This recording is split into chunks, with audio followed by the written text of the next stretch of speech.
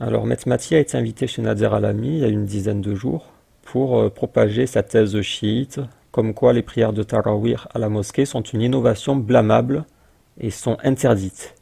Si tu veux prier la nuit du Ramadan, tu es obligé de le faire chez toi. C'est interdit à la mosquée. Alors bien sûr, c'est de l'hérésie, il y a consensus des savants, 100% des savants sunnites disent que c'est permis de le faire à la mosquée. Il n'y a que les chiites, je répète que les chiites et Maître Mati qui disent que c'est interdit à la mosquée. Je l'écris parce que c'est important, il y a consensus comme quoi prier Tarawih à la mosquée est permis et méritoire. Donc il accuse Tariq Ramadan et d'autres imams d'être des hérétiques parce qu'ils vont contre le consensus des savants sur l'apostasie, la lapidation, etc. Il a raison, ce sont des hérétiques. Mais lui-même, quand ça lui permet de propager son chiisme, il se permet d'aller contre le consensus. Donc il y a consensus comme quoi c'est permis et méritoire de prier les nuits du Ramadan à la mosquée. C'est pareil pour chez soi. Il est permis et méritoire de prier Tarawih chez soi. Et maintenant, la divergence, c'est quel est le mieux entre prier à la mosquée et prier chez soi? Ce sont deux choses permises et méritoires, mais lequel est préférable? La majorité des savants disent qu'il est préférable de le faire à la mosquée, parce que tu as la récompense du groupe, et il y a aussi le hadith qui dit celui qui prie derrière l'imam jusqu'à ce qu'il ait terminé, il a la récompense comme s'il avait prié toute la nuit. C'est le hadith rapporté par Abu Dhar. Nous jeûnions le ramadan avec le prophète, et il ne nous dirigeait pas dans la prière de la nuit, avant qu'il ne reste 7 nuits. Et quand il restait 7 nuits, il a dirigé pour nous la prière la nuit, donc c'est ce qu'on appelle Tarawih. Il a dirigé pour nous la prière de la nuit. Puis il a dirigé quand il restait 5 nuits et quand il restait 3 nuits. Mais là, ils ont prié moins de la moitié de la nuit, et le compagnon dit au prophète qu'il aurait aimé prier toute la nuit. Et le prophète répond quiconque se tient debout avec l'imam jusqu'à ce qu'il ait terminé, c'est comme s'il avait passé toute la nuit dans la prière. Donc si tu le fais à la mosquée, non seulement tu as la récompense de la prière en groupe, mais en plus, en suivant l'imam jusqu'à ce qu'il ait terminé, tu as la récompense de toute la nuit. C'est pour ça que la majorité des savants disent qu'il vaut mieux le faire à la mosquée. C'est les Hanafites, les Shafi'ites, selon l'avis majoritaire, et les Hanbalites.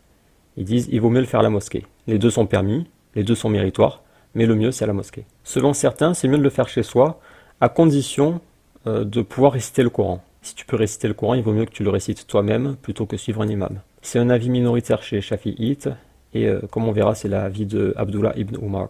Après, tu as les Malikites qui disent qu'il vaut mieux le faire chez soi, car ça permet d'éviter l'ostentation. Mais c'est à condition que tu sois rigoureux.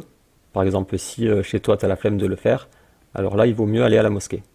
Si t'es pas rigoureux, il vaut mieux aller à la mosquée. Et une autre condition, c'est que la mosquée ne soit pas vide. Si personne n'y va, alors là, il devient préférable d'aller à la mosquée. Il ne faut pas qu'en priant chez toi, ça décourage d'autres d'aller à la mosquée. Et je mets aussi l'avis de l'imam Tahawi, parce que Maître Mati en parle. Selon lui, il est préférable de prier chez soi. Mais si, en priant chez toi, il n'y a pas assez de monde à la mosquée, si ça vide la mosquée, alors il vaut mieux prier à la mosquée. Et on va voir que la ruse de Maître Mati, c'est de citer les noms de ceux qui préfèrent chez eux, comme l'imam Malik, qui préfère prier chez lui. Il prend leur avis et il dit « Vous voyez, je ne suis pas seul à dire que c'est interdit à la mosquée, puisqu'il y a des savants et des compagnons qui eux-mêmes priaient chez eux. Donc je ne suis pas un hérétique. Il n'y a pas consensus, il y a des savants qui préfèrent prier chez eux. Oui, mais ces savants, ils préfèrent prier chez eux. Ils disent pas que c'est interdit de prier à la mosquée. Et c'est cette ruse qu'utilise Maître Mati pour faire croire que ce n'est pas un hérétique. Qu'il y a des savants qui sont du même avis que lui. Alors que non, ça n'existe pas. Il n'y a que lui et ses amis chiites. Alors pourquoi j'ai mis dans le titre que Maître Mati avait Alzheimer? Parce que tout ce qu'il dit là, et tout ce qu'il dit dans ses autres vidéos sur Tarawih, on lui a déjà répondu. On lui a répondu 100 fois, mais il fait comme s'il n'avait pas entendu. Il fait le sourd. On lui répond, et il dit « Non, non, j'ai rien entendu », et il répète en boucle les mêmes choses auxquelles on a déjà répondu. Donc soit il est malhonnête, mais bon, c'est quand même Mahamar Maître Mati, il peut pas être malhonnête. Donc la seule possibilité, c'est il a Alzheimer. Il se souvient pas. Je lui ai répondu sur mon blog, mais il a oublié. Je lui ai répondu dans des vidéos, il a oublié. Abou al-Hassani lui a répondu, il a oublié. C'est pour ça que j'en déduis qu'il a Alzheimer. Il oublie, on lui dit les choses, il oublie. Et donc il pose les mêmes questions pendant 20 ans, alors qu'à chaque fois on lui répond. Alors j'ai relevé ces manipulations dans cette vidéo. Je vais vous en montrer 8. Donc la première, c'est lorsqu'il dit « Le prophète n'a jamais prié avec les compagnons ». C'est faux, on vient de le voir. Il a prié pendant le ramadan avec les compagnons, les nuits 23, 25 et 27. Et quand tu analyses, tu vois qu'il n'a pas prié avec eux. Il y a un problème. Tu ne peux pas dire qu'il a prié avec eux, alors que moi je te ramène les textes, tous les textes qui sont dedans, il n'a pas prié avec eux. Donc ça c'est faux. Le prophète a déjà prié avec les compagnons la nuit du Ramadan. Et quant à l'autre histoire qui est rapportée par Zaïd et par Aïcha, ça on en parlera dans une autre vidéo. Et on verra que là aussi, il a prié avec les compagnons. Deuxième manipulation, il parle d'une règle de jurisprudence qui dit que les prières surérogatoires se font toutes chez soi. C'est une règle fondamentale dans la jurisprudence que toutes les prières surérogatoires, on les fait chez soi. On ne fait que les prières obligatoires à la mosquée. Alors c'est pas ce que dit la règle. La règle dit que les prières surérogatoires se font chez soi, sauf celles qui se font en groupe ou en public, comme la prière de l'Aïd, la prière de l'éclipse, la prière de la pluie et la prière de Tarawih.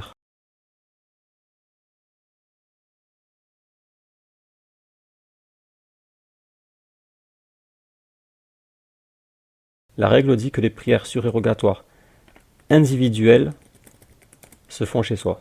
Après, c'est pas une obligation, c'est une préférence. Il est recommandé de les faire chez soi, mais il n'est pas interdit non plus de les faire à la mosquée. De préférence chez soi. Voilà la vraie règle. Troisième manipulation, il dit que le hadith est amputé. Alors déjà, ça... un hadith amputé, ça n'existe pas. Un hadith amputé. Il vous parle de sens du hadith, alors qu'il n'y connaît absolument rien, et après il vous parle de hadith amputé. C'est qu'ils ont pris un hadith, dans la science du hadith, qui est amputé. Amputé, ça veut dire que dans la science du hadith, il y a parfois des fragments de hadith. Tu comprends ce que je veux dire? Il n'est pas complet. Et ça existe, c'est une science exacte. C'est une science qui existe dans le hadith. Les savants qui maîtrisent la science du hadith, ils ont un hadith qui est amputé, ils auraient dû l'unir. Parce que dans la science du hadith, c'est des hadiths amputés, où il manque des morceaux. Donc le savant le sait, ça. Regardez, si on cherche sur Google hadith amputé, ça n'existe pas. 41 résultats, ça c'est le livre de Metmati. Ça, c'est le livre de Metmati. Ça, c'est... Attendez, ça va aller plus vite. Voilà, c'est Metmati qui parle de Tarawih, Metmati qui parle de Tarawih, Metmati qui parle de Tarawih. Là, c'est toujours Metmati. Metmati. Là, c'est pas Metmati, c'est quelqu'un qui parle de Majid Ukasha. Mais je soupçonne d'être un élève de Metmati. Metmati, Metmati, Metmati, Metmati. Et ça, c'était un commentaire sur une vidéo d'un chiite. Et c'est probablement un élève de Metmati. On peut regarder en anglais. Amputated Hadith. On retombe encore sur Metmati, parce qu'il a traduit son livre en anglais. Là, ça parle pas de hadith amputé, ça parle d'amputation d'un membre du corps, l'amputation de la main. Et là, c'est Metmati encore. Example of an amputated hadith. Donc le type, il vous parle de science du hadith, et après, il vous sort des expressions comme hadith amputé. C'est qu'ils ont pris un hadith, dans la science du hadith, qui est amputé. Et ça existe, c'est une science exacte. Et demain, ce sera quoi? Le hadith tronçonné? Le hadith décapité? Pourquoi pas le hadith anesthésié? Pourquoi pas hein? Anesthésié. Ce serait marrant le hadith anesthésié. C'est n'importe quoi. Donc vous allez me dire, ok, il raconte n'importe quoi, mais on comprend ce qu'il veut dire. Comme quand un enfant s'exprime, on comprend quand même ce qu'il veut dire. Il veut dire que c'est une version résumée d'un hadith qui est plus long. Mais non, c'est faux. Je récapitule les hadiths qu'on a. Il y a celui qu'on a lu tout à l'heure. Le prophète a prié avec les gens les nuits 23, 25 et 27. On a aussi un hadith rapporté par Abu Huraira, mais c'est un hadith faible. La faiblesse se situe sur le rapporteur Muslim Ibn Khalid, mais faible, ça ne veut pas dire que c'est faux. Faible, ça veut dire que, par exemple, il a été critiqué sur sa mémoire. Ça ne veut pas dire que tout ce qu'il raconte, c'est n'importe quoi, mais il y a un risque qu'il se trompe. Ou alors il a été accusé de mensonge, mais ça ne veut pas dire que tout ce qu'il dit est un mensonge. Ça veut dire qu'il y a un risque. Donc attention, c'est pas parce qu'un hadith est faible qu'il est faux. Et donc, dans ce hadith, c'est des gens qui prient dans un coin de la mosquée pendant le ramadan. Le prophète demande qui sont ces gens. Et donc on lui répond qu'ils ne connaissent pas le Coran, et donc il y a quelqu'un qui dirige pour eux la prière. Attendez, je vais vous le montrer, il est ici. Le prophète a vu des gens prier pendant la nuit du Ramadan dans le coin d'une mosquée.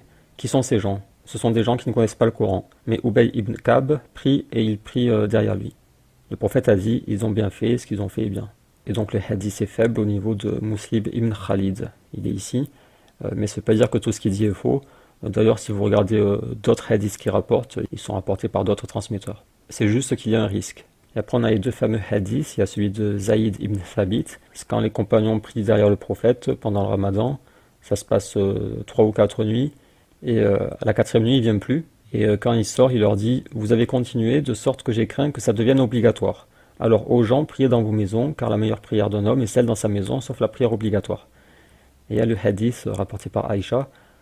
C'est pareil, sauf qu'il dit « Je sais ce que vous avez fait », ou dans une autre version « Votre présence ne m'était pas cachée ».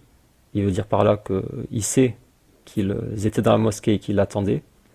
Mais j'ai craint que ça devienne obligatoire et que vous n'en seriez pas capable. Donc là, il leur explique pourquoi il les a pas rejoints la 4e nuit. C'est parce qu'il a craint qu'à force de le faire, ça devienne obligatoire. Et donc, Maître Mati dit que le hadith de Aïcha est amputé parce qu'il manque prier dans vos maisons, car la meilleure prière d'un homme est celle dans sa maison, sauf la prière obligatoire. Sauf que non, il n'est pas amputé, ce sont 2 hadiths différents. Un rapporté par Zaïd, un autre rapporté par Aïcha. Et ils racontent l'histoire différemment. Par exemple, Aïcha précise qu'il a dit ça le matin après la prière, alors que Zaïd ne le dit pas. Donc c'est plutôt le hadith de Zaïd qui est amputé. Mais en réalité, aucun n'est amputé, ce sont 2 hadiths différents. Et on les étudiera en profondeur prochainement. Donc non, il n'y a pas de hadith amputé ni anesthésié. 4e manipulation, c'est quand le prophète se dit « J'ai vu ce que vous avez fait ». Et Maître Mati dit « Donc il n'a pas prié avec eux ». Parce qu'il a dit « J'ai vu ce que vous avez fait, ce qui m'a empêché de vous rejoindre ». Ça veut dire qu'il n'était pas avec eux. S'il avait prié avec eux, il n'aurait pas dit « Ce qui m'a empêché de vous rejoindre ». Ce qui m'empêchait de vous rejoindre, d'ailleurs il n'a pas prié avec eux, sinon ce qui m'a empêché de vous rejoindre, s'il prie avec eux, il ne dit pas ce qui m'a empêché de vous rejoindre. J'ai vu ce que vous avez fait, ce qui m'a empêché de vous rejoindre. Donc il n'a pas prié avec eux. Parce que quand tu pries avec quelqu'un, tu dis pas j'ai vu ce que tu as fait, ce qui m'a empêché de te rejoindre. Donc là déjà il y a un problème. Ou ils savent pas lire un livre, ou ils mentent aux gens. Parce qu'il n'a pas prié avec eux. Ils ont imité sa prière. D'accord. Et s'ils n'avaient pas imité sa prière, pourquoi tu retrouves toujours le même propos dans les hadiths? J'ai vu ce que vous avez fait, ce qui m'a empêché de vous rejoindre. Tu comprends ce que je veux dire? Il n'a pas prié avec eux. Sinon, il faut nous expliquer pourquoi il a dit ce qui m'a empêché de vous rejoindre, j'ai vu ce que vous avez fait, etc. Donc là, la manipulation, c'est que lorsqu'il dit ce qui m'a empêché de vous rejoindre, il ne parle pas des 3 premières nuits. Il veut dire ce qui m'a empêché de vous rejoindre cette nuit, la 4e. Parce que les 3 premières nuits, ils ont prié ensemble, mais la 4e nuit, il n'est pas sorti. Et quand il est sorti, il a dit j'ai vu ce que vous avez fait, j'ai vu que vous étiez là en train de m'attendre, ce qui m'a empêché de vous rejoindre cette nuit. Il ne parle pas des 3 premières nuits, puisqu'ils ont prié ensemble les 3 premières nuits. Il parle de la 4e nuit. Donc ça, c'est une manipulation importante, il s'en sert souvent. Donc il faut faire attention, quand le prophète se dit ce qui m'a empêché de vous rejoindre, il parle de la 4e nuit. 5e manipulation, des compagnons et des savants ont contesté cette prière. Donc ça, je lui ai répondu en vidéo, sur mon blog. D'ailleurs, il a porté plainte contre l'article dans lequel je lui ai répondu, parce qu'il avait posé 12 questions, et j'ai répondu aux 12 questions, et hop, il a porté plainte. Et donc sa ruse, c'est qu'il cite des savants ou des compagnons qui préfèrent prier chez eux, et il dit, regardez, ils préfèrent, donc ils ont contesté, donc ils sont d'accord avec moi. Mais c'est n'importe quoi. Par exemple, les Malikites, ils préfèrent prier chez eux, donc Maître Mati va dire, ils contestent. Non, ils contestent pas. C'est une préférence. Et si ça risque de vider la mosquée, alors dans ce cas, il vaut mieux prier à la mosquée. À aucun moment, ils disent ou ils sous-entendent que c'est interdit de prier à la mosquée. Comme Shafi'i, il n'a pas dit c'est interdit à la mosquée, il a dit je préfère prier chez moi. Parce qu'il connaît le Coran, il n'a pas besoin de prier derrière un imam. Pareil pour Tahawi, Maître Mati le cite souvent, parce qu'il avait discuté de la préférence de prier chez soi ou à la mosquée. Et il avait dit que selon lui, la préférence de prier chez soi, c'est la position juste. L'imam comme Tahawi, à la fin, il conclut dans son livre wa dhalika sawwab. Il dit ceci est la position juste. Donc selon Tahawi, il est préférable de prier chez soi. Et donc Maître Mati dit, regardez, il est d'accord avec moi, il a contesté la prière. Non, c'est une préférence. Il n'a pas interdit à la mosquée. Il a dit que si la mosquée se vide, alors il vaut mieux prier à la mosquée. Parce que ce n'est pas interdit. Personne n'a dit que c'est interdit, à part les chiites. Et il cite aussi Abdullah ibn Umar, qui aurait dit « Tu écoutes tout comme un âne ». Le propre fils de Omar ibn Khattab, il l'a contesté, il dit « il ne faut pas la faire, tu écoutes tout comme un âne ». Quand quelqu'un lui a demandé s'il fallait prier à la mosquée, il a répondu « Tu écoutes tout comme un âne ». Et donc Maître Mati se met Abdullah ibn Umar dans la poche, en faisant croire qu'il est dans son camp. Alors que non. Si on regarde en arabe, parce que oui, Maître Mati ne vous montre pas les textes, il vous montre jamais les textes, encore moins en arabe. Des fois il vous montre des traductions, mais en arabe, jamais. À l'époque il le faisait, mais il le fait plus maintenant. Plus jamais il ne vous montre les textes en arabe. Donc c'est rapporté à chaque fois par Soufiane al-Thawri, d'après Mansour, d'après Mujahid. C'est un homme qui est venu voir Abdullah ibn Umar, et il lui a dit « Est-ce que je dois prier derrière un imam pendant le ramadan ?» Abdullah ibn Umar lui a dit « Est-ce que tu peux réciter le Coran ?» Il a dit oui. Et Abdullah ibn Umar a dit « Est-ce que tu écoutes, ça veut dire écouter sans parler, écouter silencieusement. Est-ce que tu écoutes silencieusement comme si tu étais un âne ?» En fait, ce qu'il veut dire, c'est que, étant donné qu'il peut réciter le Coran, il n'a pas besoin de rester derrière un imam et d'écouter silencieusement comme un âne. Mais cette phrase Metmati la déforme, et ce passage-là, il le cache. Il met sa main dessus et il le cache. Pourquoi? Parce qu'on comprend que, selon Abdullah ibn Umar, ça dépend de s'il peut réciter le Coran ou pas. Parce que si ça dépendait pas, il aurait dit directement « Nous on prie chez toi, le prophète a interdit de prier à la mosquée ». Mais il n'a pas dit ça, il a dit « Est-ce que tu peux réciter le Coran ?» Ça veut dire que ça dépend si tu peux ou pas. Et comme il lui a répondu oui, il lui a dit de prier chez lui. Mais s'il avait répondu non, il lui aurait certainement dit « Alors va prier avec un imam ». Donc Abdullah ibn Umar, il est de l'avis de certains chafi'ites qu'il est préférable de prier chez soi, à condition de pouvoir réciter le Coran. Et il lui a pas dit tu écoutes tout comme un âne, il lui a dit pourquoi est-ce que tu veux écouter silencieusement comme si c'était un âne. Et il lui a dit ça après lui avoir posé la question peux-tu réciter le Coran. Là on a un autre hadith rapporté par Bayhaqi, et ça passe toujours par Soufiane, d'après Mansour, d'après Mujahid. Et c'est la même chose, ne sais-tu pas réciter le Coran. Et on a un autre hadith rapporté par Tahawi, c'est la même chose sauf qu'il n'y a pas le passage avec l'âne. Est-ce que je dois prier derrière un imam pendant le ramadan? Il lui a dit, est-ce que tu peux réciter le Coran? Oui. Prie chez toi. Il n'y a pas l'histoire de l'âne. Et dans un autre livre, j'ai trouvé une autre version avec ce mot en plus. Tu écoutes silencieusement derrière lui, derrière l'imam, comme si tu étais un âne. Donc là, ça confirme qu'il ne dit pas tu écoutes tout comme un âne, mais qu'il parle du fait de rester silencieux derrière un imam. Tu écoutes silencieusement derrière lui, derrière l'imam. Donc sa manipulation 5, c'est que des compagnons et des savants ont contesté cette prière, c'est faux. Ils ont juste préféré prier chez eux avec certaines conditions. Et personne n'a dit ou même sous-entendu que c'était interdit de prier à la mosquée. Ça n'existe pas à part chez les chiites. Et ça c'est un point très important parce que c'est ça qui lui permet de casser le consensus. Parce que face au consensus, il est coincé. Quand on est face à un consensus, c'est un argument un consensus, on ne peut pas aller contre un consensus. Ce que fait Bajrafil, par exemple, quand il veut casser un consensus, il cherche un avis marginal au fin fond d'un livre, et il dit voilà, j'ai trouvé un avis marginal, et donc il n'y a pas consensus, et donc j'ai raison. On lui répond oui, mais ton avis marginal, on s'en fiche. Et cet avis marginal, il a été rejeté. Ou alors pour la permission de demander pardon pour un mécréant mort, Bajrafil avait trouvé dans un livre, dans le tafsir de Razi, il avait trouvé un avis comme quoi il est permis de demander pardon pour un mécréant mort. Mais il n'a pas dit que Razi, qui rapporte cet avis, il dit juste après, c'est une parole étrange. En fait, il fouille pour trouver un avis marginal et dire, voilà, il n'y a pas consensus. Et comme il n'y a pas consensus qu'il est interdit de demander pardon pour un mécréant mort, alors il est permis de demander pardon pour un mécréant mort. Alors je sais, ça n'a pas de logique, mais c'est la logique de M. Bajrafil. Et donc lui, sa ruse à lui, à Metmati, pour casser le consensus, c'est de trouver des paroles de savants ou de compagnons qui ont dit que c'était interdit de prier à la mosquée. Sauf que ça n'existe pas. Donc il ne peut même pas adopter la ruse de Bajrafil. Ce qu'il est obligé de faire, c'est prendre les avis de savants qui préfèrent prier chez eux, et il fait passer ça pour de la contestation de la prière à la mosquée, alors que ce n'est pas du tout le cas. Des compagnons l'ont contesté. Personne n'a contesté la prière à la mosquée. Personne n'a dit qu'elle était interdite, qu'elle n'était pas méritoire. Ça n'existe pas.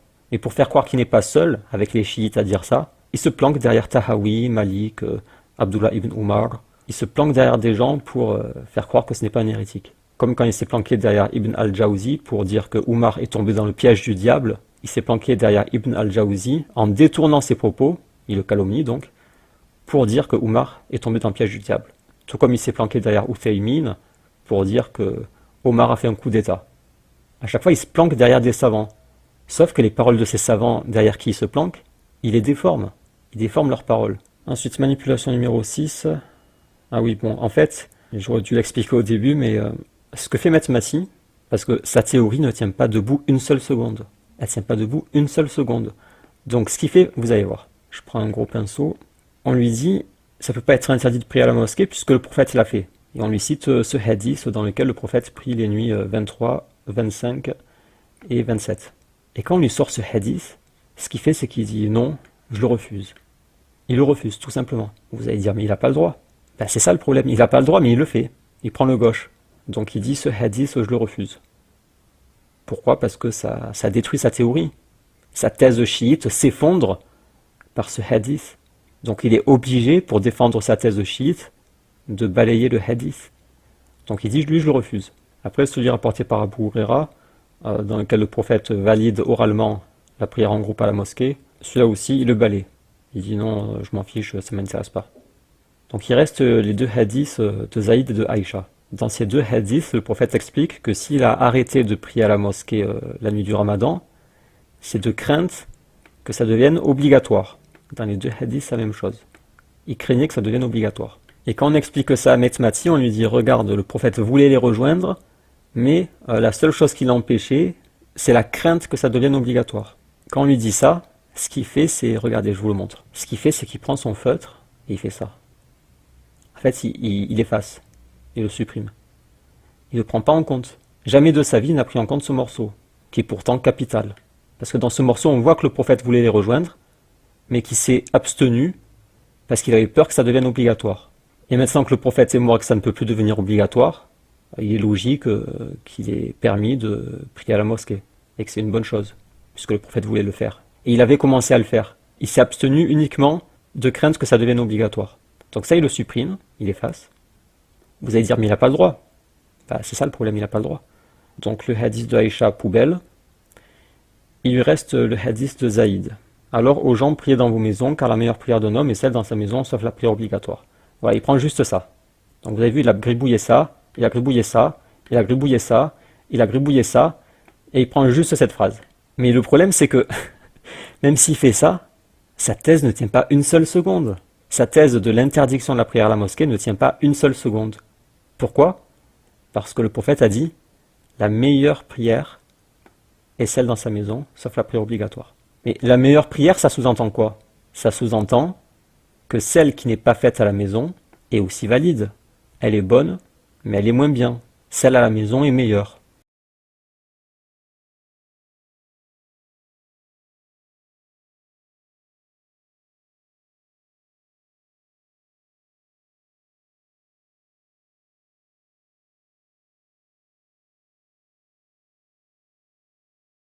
Donc là, on voit clairement que la prière à la mosquée est valide et elle est méritoire, puisque le prophète a dit la meilleure est celle à la maison. Ça veut dire que celle à la mosquée est également valable. Et comme on a expliqué, là, il ne parle pas de la prière en groupe, il parle de la prière individuelle. Et donc, quand on dit ça à Metmati, on lui dit, mais regarde, le prophète s'est dit la meilleure prière. Il n'a pas condamné l'autre prière. Il y a une comparaison entre les deux, l'une est meilleure que l'autre. Et donc là, le pauvre Metmati est coincé, toute sa thèse chiite s'effondre. Alors ce qu'il fait, c'est, regardez, il fait ça. Il gribouille ce passage, et au final, il garde juste priez dans vos maisons. Voilà, il garde juste ça. Et il dit, regardez, là c'est un impératif. Bon, il ne sait pas qu'un impératif, c'est pas forcément un ordre, ça peut être une recommandation, mais bref. Il dit, c'est un impératif, donc si vous ne le faites pas, vous désobéissez au prophète et vous êtes dans le péché. En fait, tout son ijtihad, c'est sur ce mot, sur la formulation de ce mot, à l'impératif, qu'il interprète comme un ordre. Il ne prend pas en compte la raison pour laquelle le prophète a dit ça, il ne prend pas en compte le contexte, il ne prend pas en compte les autres hadiths, il prend juste ce mot en compte. Et vous remarquerez qu'à chaque fois qu'il se fait réfuter sur Tarawih, il se raccroche toujours à la fin sur ce mot. Il répète en boucle, priez chez vous, c'est un ordre, priez chez vous, c'est un ordre, priez chez vous, c'est un ordre. Alors que si on regarde derrière ce qu'il a gribouillé, on voit qu'il est question de meilleure prière, ça veut dire que l'autre aussi est valide. On voit que la raison pour laquelle le prophète a dit de prier chez soi, c'est parce qu'il craignait que la prière devienne obligatoire, et cette crainte n'existe plus. On voit qu'il a approuvé verbalement des gens qui prient en groupe dans la mosquée la nuit du Ramadan. On voit qu'il a lui-même prié avec des gens les nuits 23, 25 et 27, et c'est pour ça qu'il est obligé de tout gribouiller. Et il se raccroche à ce mot, qu'il interprète de façon à pouvoir accuser Oumar. Et donc sa manipulation 6, c'est qu'il fait croire que meilleure prière, ça ne veut pas dire que l'autre est autorisé. Ça c'est un mensonge, c'est n'importe quoi. Bien sûr que meilleur, ça veut dire que l'autre est autorisé. Mais comme ça démolit intégralement sa thèse de chiite, il est obligé de mentir et de dire que meilleur, ça ne veut pas dire que c'est mieux que l'autre. Il te dit parce que la prière chez toi, elle est mieux que la mosquée. Alors là, on dirait que c'est de l'ordre du conseil. Non. Prie chez toi, c'est mieux. Je t'explique. Ça ne veut pas dire prie chez toi parce que c'est interdit de venir à la mosquée. Non, je t'explique. Ouais. Il faut bien analyser les choses. Quand tu analyses cette phrase-là, la prière, il n'y a pas de prière qui est mieux ou pas mieux. Manipulation numéro 7, il dit que meilleur est mal traduit. Il ne faut pas traduire par meilleur. La meilleure prière, la meilleure, on traduit par meilleur, mais en vérité, il n'y a pas de meilleur, c'est comme ça qu'il faut faire. Mais c'est une blague. Le mot, il est là, afdalu. Depuis quand ça se traduit pas par meilleur? C'est quoi l'autre traduction que meilleur? La meilleure, on traduit par meilleur, mais en vérité, il n'y a pas de meilleur, c'est comme ça qu'il faut faire. Bien sûr que ça veut dire meilleur. En fait, il est obligé de dire une absurdité pareille. Il est obligé, pourquoi? Pourquoi il est obligé de dire que meilleur est une mauvaise traduction? Parce que ça démolit sa thèse. Meilleur, ça veut dire que l'autre n'est pas interdite, elle est moins bien. Et donc elle est permise. Et toute sa thèse s'effondre, rien que par ce mot, tout s'effondre. C'est pour ça qu'il est coincé, qu'il est obligé d'inventer cette histoire de mauvaise traduction. La meilleure, on traduit par meilleur, mais en vérité, il n'y a pas de meilleur, c'est comme ça qu'il faut faire. Il ne faut pas traduire par meilleur. Ah, d'accord. Et il dit aussi qu'il n'y a pas de degré dans la prière. Il n'y a pas de prière qui est mieux ou pas mieux. C'est-à-dire qu'une prière, c'est une prière. Tu pries, t'adores Dieu, t'adores Dieu. Il n'y a pas de degré, etc., à part si tu l'as fait le mal. Alors qu'il y a le hadith, la prière en groupe est meilleure que la prière d'une personne seule, de 25 degrés. Après, il dit non, il n'y a pas de degré dans la prière. Il n'y a pas de prière qui est mieux ou pas mieux. Il n'y a pas de degré, etc. C'est hallucinant tout ce qu'il raconte comme bêtises. Tout ça pour défendre sa thèse de chiite et accuser Oumar. Vous en voulez beaucoup, hein, Omar. Non, Omar revient souvent. Mais pas du tout, genre. Vous en voulez beaucoup, hein, Omar. Non, Omar revient souvent. Mais pas du tout, genre. Omar revient souvent. Mais pas du tout, Omar revient souvent. Mais pas du tout. Omar n'a pas voulu qu'il teste. Donc on appelle ça un coup d'état. Donnez-moi de quoi écrire, je vais faire l'écrit qui n'empêchera de vous égarer après ma mort. Omar ibn Khattab a compris qu'il parlait de Ahl al-Bayt. Lorsqu'il entend la phrase, il se doute bien qui va être désigné. Et vraisemblablement ça ne l'arrange pas parce qu'il s'interpose. Il dit non. Faut pas lui donner. Quelles sont les conséquences de quelqu'un qui empêche le prophète de tester? C'est quoi les conséquences? Vous en voulez beaucoup, hein, Omar. Omar revient souvent. Mais pas du tout, mais pas du tout, mais pas du tout. Pourquoi l'empêcher de tester? Pourquoi t'empêches le prophète de faire son testament? Vous en voulez beaucoup, hein, Omar revient souvent. Mais pas du tout. Pourquoi? Je comprends pas, moi. Donc le mot meilleur, il est ici. La meilleure prière de quelqu'un ou d'un homme est dans sa maison, sauf la prière obligatoire. C'est meilleur, ça veut dire l'autre n'est pas interdite.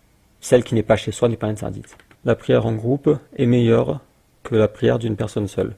Est-ce que ça veut dire que la prière d'une personne seule est interdite? Non. Mais si on suit la logique de mathématiques, comme quoi la meilleure prière, ça veut dire que l'autre elle est interdite, ça veut dire qu'il est interdit de prier seul. Non, c'est juste qu'il est mieux de prier en groupe. La meilleure prière après l'obligatoire est la prière de la nuit. Ça veut dire que parmi les prières surérogatoires, la meilleure c'est celle de la nuit. Est-ce que ça veut dire que les autres prières surérogatoires sont interdites? Non, ça veut juste dire que celle de la nuit c'est la meilleure. La meilleure prière est celle dont le qunut est le plus long. Est-ce que ça veut dire que celles qui ont un qunut plus court sont interdites? Non. C'est juste que celle dont le qunut est le plus long est meilleure. Il n'y a pas de prière qui est mieux ou pas mieux. Il n'y a pas de degré, etc. C'est pareil pour la meilleure prière pour un homme et celle dans sa maison. Ça veut dire que celle qui n'est pas dans sa maison, elle n'est pas interdite. Vous voyez à quel point il est obligé de mentir pour défendre sa thèse de chiite? Le prophète dit la meilleure prière est celle dans sa maison. Ça sous-entend que celle qui n'est pas dans la maison est également valable. Et lui il dit non, c'est mal traduit, il ne faut pas traduire par meilleur. En fait, il veut faire fermer la bouche du prophète. Le prophète dit une chose, et lui, il veut lui faire fermer la bouche. Il dit non, en fait, meilleur, ça ne veut pas dire meilleur. Alors, il faut encore revoir là encore la définition des mots. Parce que mentir, c'est pas mentir, frapper, c'est pas frapper, etc., etc. Ils remettent tout en question. Ce sont des gens immondes, voyons. Il décide au-dessus du prophète ce que le prophète a voulu dire, comme il fait sur d'autres sujets. On a vu que le prophète a dit qu'il y a d'autres types de martyrs que celui qui meurt sur le champ de bataille. Et lui, il a dit non, je refuse, il n'y a qu'un seul type de martyr. Il décide à la place du prophète. Le prophète dit la meilleure prière est celle dans sa maison, et lui dit non, meilleur, ça ne veut pas dire meilleur, ça veut dire que l'autre est interdite. Ce que le prophète a réellement dit, il s'en fout. Il veut juste défendre sa secte, et il va jusqu'à dire que ce mot ne se traduit pas par meilleur. C'est grave, hein? Donc on en était à la manipulation 7, meilleur est mal traduit. N'importe quoi. Meilleur c'est mal traduit. Il a osé dire que ça ne voulait pas dire meilleur. Ensuite, il dit les savants savent que c'est une innovation. Alors là, la ruse, c'est... il fait croire qu'en fait, les savants sont d'accord avec lui, mais ils le disent pas. Parce qu'ils auraient peur de dire la vérité. Donc là, là j'ai mis lol parce que c'est n'importe quoi. Malik et Shafi'i qui ont peur de dire la vérité. Quand Malik a dit je préfère prier chez moi, il avait peur de dire que la prière à la mosquée est interdite. C'est des lâches en fait, les savants. Ils ont peur de dire une vérité. C'est n'importe quoi. Et les savants, lorsqu'ils ont regroupé ces hadiths, et ils savent que celui-là, il fait autorité. Les savants le savent très bien que c'est une innovation. Ils le savent très très bien. Donc il invente une théorie du complot, comme quoi les savants auraient peur de dire la vérité, mais ils savent que c'est une innovation.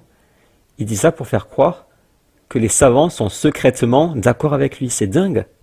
Comme les savants ne sont pas d'accord avec lui, il dit en fait ils sont d'accord avec moi mais ils osent pas le dire. C'est hallucinant. C'est hallucinant à quel point il va loin dans ses ruses pour imposer sa thèse chiite qui ne tient pas debout une seule seconde. En fait, quelles sont ces ruses? Premièrement, il ne passe pas par l'arabe. Si on revient à l'arabe, les trois quarts des shubuhat qu'il fabrique s'effondrent. Sur tous les sujets, il essaie de fabriquer des ambiguïtés, mais si on revient à l'arabe, on se rend compte immédiatement que ça tient pas la route son truc. Donc ça, c'est une première ruse. Il n'utilise pas l'arabe. Il montre pas les textes. Il montre pas les textes. Une autre ruse, c'est que il sait que vous ne lisez pas l'arabe. On ne lit pas l'arabe. Ou alors, on n'a pas les livres. Donc, il sait qu'on va pas vérifier ce qu'il dit. Il compte aussi sur notre confiance.